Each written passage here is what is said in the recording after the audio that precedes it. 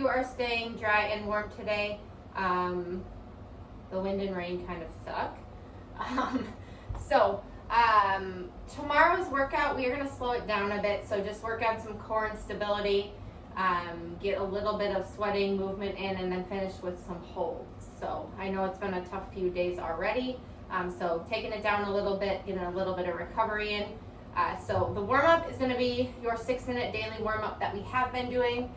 So just kind of get moving for 6 minutes, work out some of those kinks if you have any.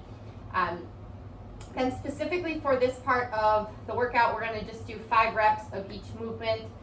If it's a hold, we'll just do 10 seconds of the hold to make sure that we're primed and ready to go.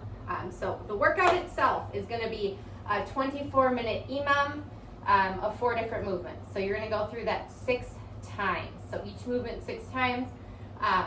Minute 1 is 15 Russian kettlebell or dumbbell swings. So just some backside work, not going all the way up and overhead. So feet are about underneath our hips. We're hinging at that hip. We're going between the legs, trying to keep our hands above our knees, making sure that chest doesn't drop. So still think about a nice tight belly as we're doing that hinging movement, and then we are squeezing our glutes as we come up and going to about eye level. All right, so not overhead. So 5 of that for the warm-up. Just make sure that your weight is appropriate.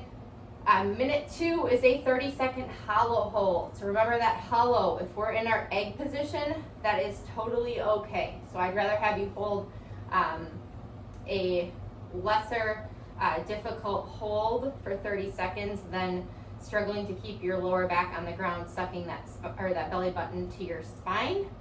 So just a hold, 30 seconds. And then we can go all the way out limb by limb. If you're not breaking at that core, then that is appropriate for you to hold. And don't be afraid to adjust each round.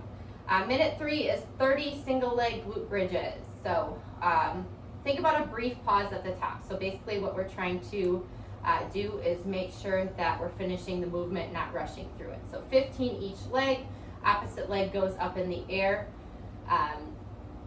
And then minute 4 is going to be 15 laying toes to bar, laying dumbbell or kettle toes to bar. So basically what we're doing, if you have something else to anchor yourself on, that's totally okay, but we're basically replicating how we would do toes to rig. If we were in the gym, full range of motion, if you can make contact with your hands or the object, that is our end goal. So go as far as you can. So that is going to be your 24-minute EMOM. After that, we are doing some holds. So just stability here. You are accumulating 2 minutes each arm for each movement. So this is a total of 12 minutes of work. So the first one you're going to do, right arm, 2-minute suitcase hold. So most of you will probably be able to do the 2 minutes unbroken. Let's remember that we are not letting our side dip down. We are staying nice and tall. Don't let that weight overcompensate for you. So 2 minutes on your right, 2 minutes on your left. Then you're going back to 2 minutes of that front rack hold. So front rack position, we are not having our elbow out in front of us like we would for a front squat. Elbow, think about pointing towards your rib cage. So we're keeping it down. With that dumbbell, it's a little bit different because you can't really get your knuckle quite under your chin as you can with a kettlebell. So just do your best that you can. So 2 minutes there, then 2 minutes on your left side. If you need to break that up, that's okay. We're just accumulating that 2 minutes.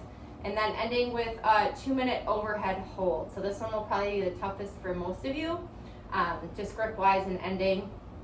But think about shrugging that bicep to your ear, keeping that object nice and stacked overhead. Just please be safe as you are raising it and lowering it back down.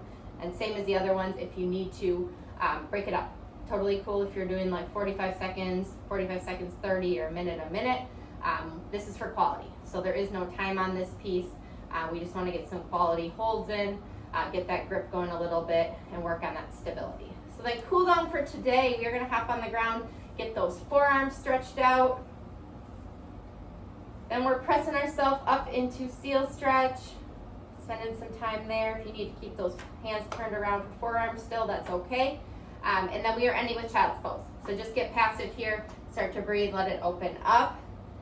So kind of a low-key, cool day for you guys. If you need any modifications or have any questions, please reach out. I'm more than willing to help you out with that. Have a great day.